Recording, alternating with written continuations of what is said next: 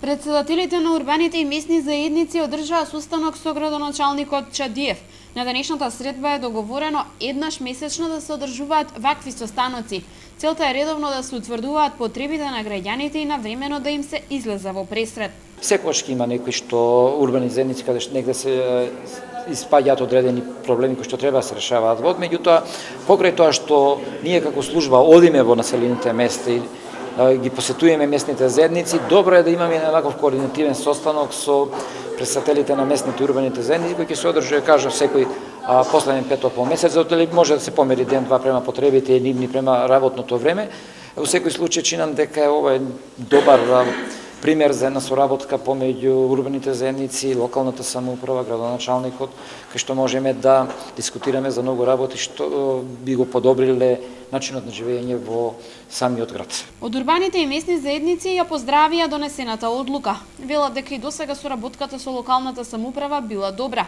Сметаат дека почестите средби ќе придонесат за што поскоро превземање активности во однос на приоритетните работи во секој дел од градот и околните населени места.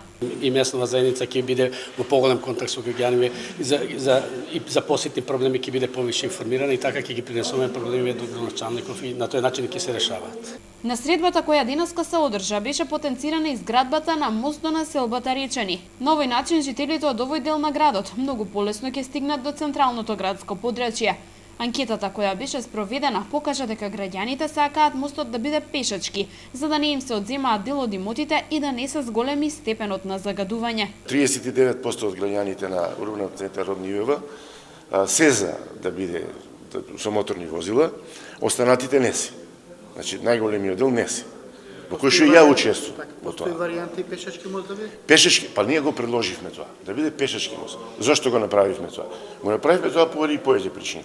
Првата причина е дека знаеме дека ако биде мост во кој што ќе се движат моторни возила, автобуси тука ќе бидат, коли и така натаму, дека тој ќе чини многу повеќе отколку мост кој што може да биде само за пешаци.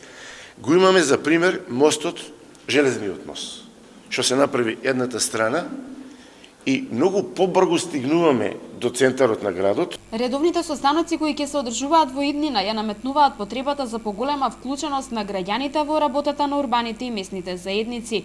Само така може да се постигне успешна соработка со локалната самоуправа.